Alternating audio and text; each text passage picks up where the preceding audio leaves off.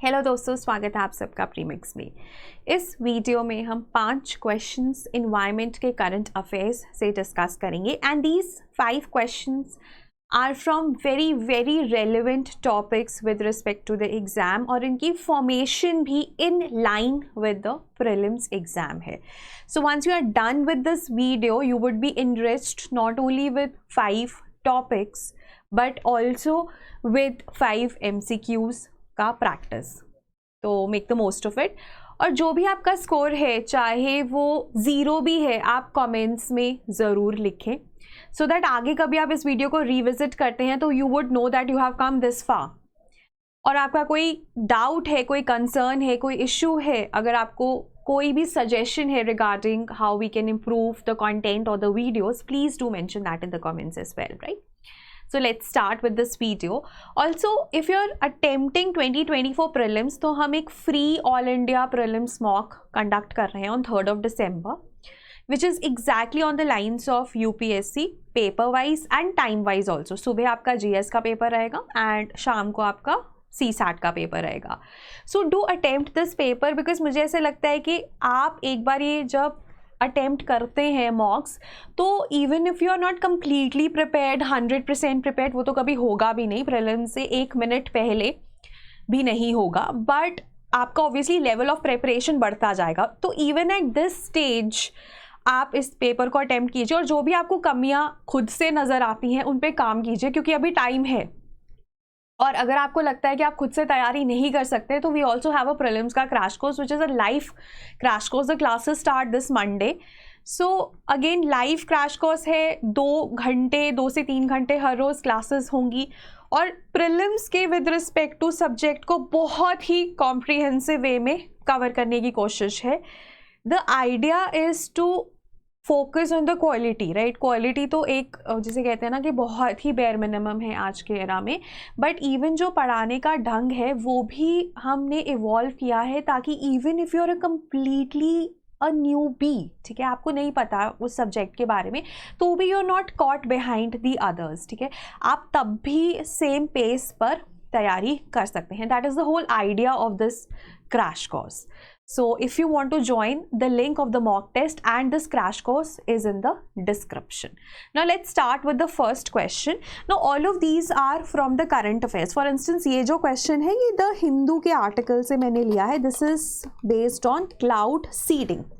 Again आपको correct बताना है.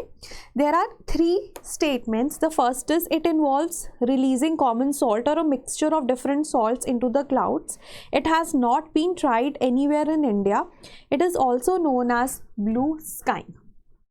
आप अपना आंसर सोच सकते हैं and you can mark your answer before I reveal the correct answer.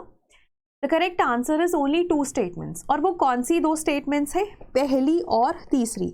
India में ये ट्राई हुआ है, ये western part of the country में ट्राई किया गया है, तो ऐसा नहीं है कि इंडिया में ट्राई नहीं हुआ।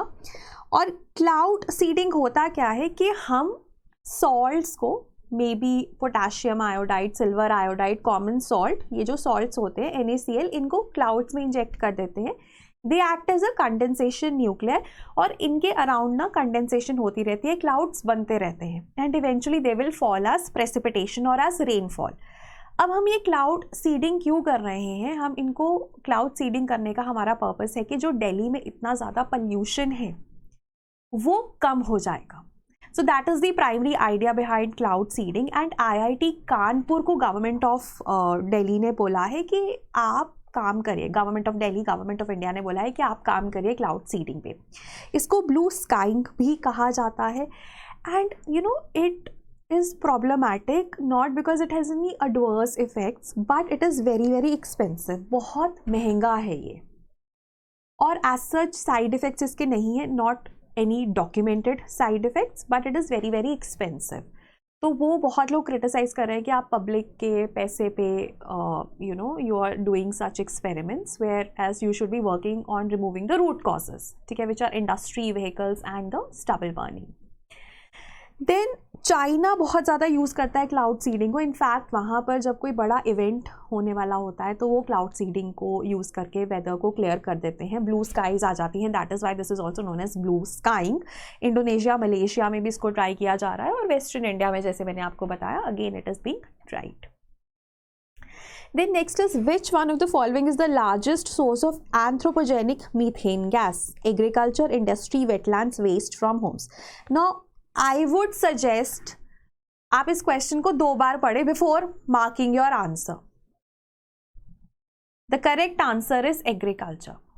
अब देखिए, अगर यहाँ पर होता ना विच of the following is the largest source of methane gas, तो हमारा आंसर होता वेटलैंड्स. अब यहाँ पर क्वेश्चन है largest source of anthropogenic methane gas, तो वेटलैंड्स गलत हो जाता है और एग्रीकल्चर सही हो जाता है. तभी मैंने बोला था कि अपना जो आंसर है 2 बार पढ़कर मार्क कीजिएगा. तो ऐसे क्वेश्चंस में गलत नहीं करना है, राइट. तो देखो, नेचुरल सोर्सेज भी हैं और एंथ्रोपोजेनिक सोर्सेज भी हैं मीथेन के, which is the second most important green house gas after the carbon dioxide. अब मीथेन के अगर हम नेचुरल सोर्सेज की बात करें तो वेटलैंड्स हैं, वेटलैंड्स हो गए, और वेटलैंड्स है the biggest source of methane. But अगर हम एंथ्रोपोजेनिक सोर्सेज की बात कर रहे हैं तो एंथ्रोपोजेनिक सोर्सेज में एग्रीकल्चर है, ठीक है, जिसमें रूमिनेंट्स आ जाते हैं, right. You have ruminants, you have paddy cultivation, all of these are sources of methane. Then industry, fertilizers industry, industries which are leading to the production of natural gas, all of these, ठीक है. Then waste from homes and businesses, ठीक है. तो ये हमारे पास sources हैं. लेकिन अगर हम एंथ्रोपोजेनिक सोर्स की बात करेंगे ना तो एग्रीकल्चर है. अगर हम ओवरऑल सोर्स की बात करेंगे या नेचुरल सोर्स की बात करेंगे तो वेटलैंड है, ठीक है. सो ऐसे आपका जो आंसर है वो बदल जाएगा. Then third question is, now this is based on a pathway to prelims video that I did just a few days before. अगर आपने वो नहीं देखा है और अगर आपका ये आंसर गलत हो जाता है तो उस वीडियो को ज़रूर देखिएगा. इसमें है कौन से ड्रग्स टॉक्सिक हैं to vultures. Diclofenac we all know, but ketoprofen, flunixin, meloxicam. Again आपको बताना है सिर्फ एक सही है, 2, 3 या चारों ही ड्रग्स टॉक्सिक हैं to vultures. Diclofenac, like I said, it is a non steroidal anti inflammatory drug जो कि पेन किलर है, एंटी पायरेटिक है, एंटी इन्फ्लेमेटरी है.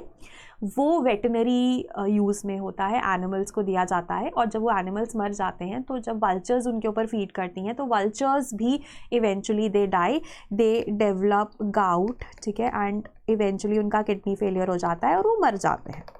सो डिक्लोफेनाक के लिए we all know, but other drugs you have to mark. So इसका जो correct answer है, देखो 3 है, only 3 are toxic. Ketoprofen, flunixin and diclofenac. Meloxicam is also an acid, but वो सेफ है, ठीक है, वल्चर्स के लिए. And that is the recommended veterinary drug अगर कैटल को कोई भी प्रॉब्लम हो जाती है, instead of diclofenac and the other 2. So diclofenac है, असिक्लोफेनाक एंड कीटोप्रोफिन है, नेमोसिलाइड है, फ्लुनिक्सिन है, कार्प्रोफेन है. तो ये हमारे पास कुछ ड्रग्स हैं जो आपको पता होने चाहिए. टोटल 6. डिक्लोफेनाक सबको पता है, उसके अलावा 5, ठीक है. तो ये जो है ये हमारे पास ड्रग्स हैं विच आर टॉक्सिक. तो सेफ 2 है, मिलॉक्सिकैम एंड टॉल्फेनामिक एसिड. तो ये दोनों सेफ हैं और आप वेटनरी ड्रग्स के तौर पे इनको यूज़ कर सकते हो as a painkiller, antipyretic, anti inflammatory in case of cattle या कोई भी एनिमल जो बीमार है. बिकॉज अगर उनकी वो मर गए, बीमार है, तो they can easily die with that drug in their body. तो वो जब वल्चर्स फीड करती हैं ना उन पे, बिकॉज वल्चर्स आर स्कैवेंजर्स, वो तो फीड करेंगे ही, तो वो फिर उनके लिए, वल्चर्स के लिए प्रॉब्लमैटिक हो जाता है. 99% of the vulture population has been wiped out because of single drug and that is diclofenac. तो इतना डेंजरस है वो. और मुझे कमेंट्स में बताइएगा कि diclofenac has been banned for veterinary use. ये बैन कौन करता है, कौन सी मिनिस्ट्री रिस्पॉन्सिबल है इस बैन के लिए? Please do tell me that in the comments, right.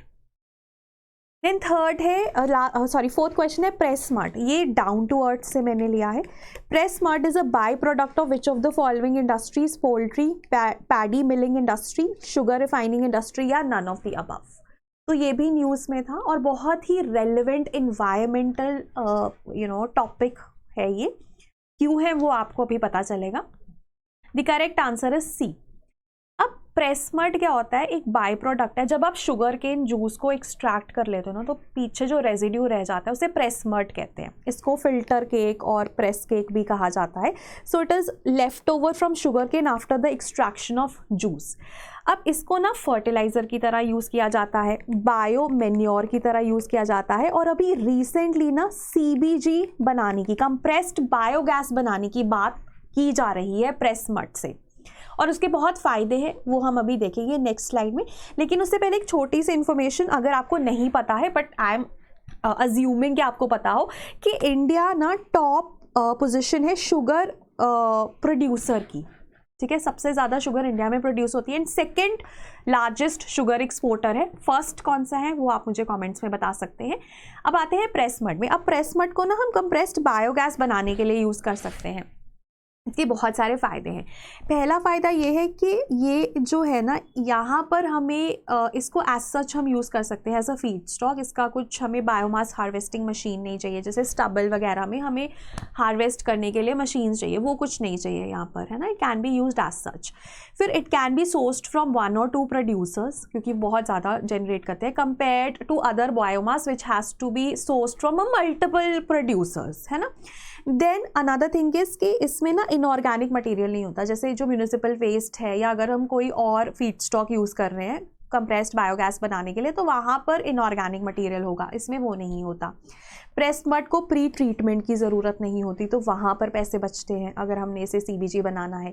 Then इसका कन्वर्जन एफिशिएंसी बहुत ज़्यादा है कि 25 टन प्रेस मड से ना हम 1 टन ऑफ CBG बना सकते हैं, राइट। तो वो बहुत एक अच्छी बात है, राइट। तो प्रेस मड को इसलिए CBG बनाने के लिए बहुत ज़्यादा पुश मिल रहा है।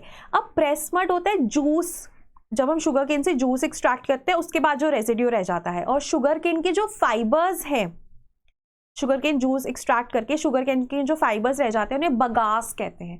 बगास को भी यूज़ किया जाता है फॉर एनर्जी जनरेशन और हीट जनरेशन, को जनरेशन, बायोमास को जनरेशन के लिए, ठीक है। तो बगास को वहाँ पर यूज़ किया जाता है। तो शुगर केन एक बहुत इंपॉर्टेंट इंडस्ट्री है with respect to multiple things, right. तो इसलिए बहुत ज़्यादा इंपॉर्टेंट है ये press mud. Then last question is regarding global framework for climate services. Again आपको 3 स्टेटमेंट्स दी गई हैं। It is for the production and better usage of climate information and services. It was made during the World Climate Conference held recently. It is led by National Meteorological and Hydrological Services in their respective countries.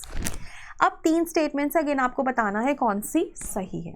तो इसका भी answer 2 statements correct है, ये नहीं correct, क्योंकि ये 2009 में हुई थी कॉन्फ्रेंस, उसमें ये बना था, नॉट रिसेंटली, राइट। अब नाम से ही पता चल रहा है ना आपको कि ये एक ऐसा फ्रेमवर्क है, एक ग्लोबल फ्रेमवर्क जो क्लाइमेट सर्विसेज और इंफॉर्मेशन प्रोवाइड करेगा।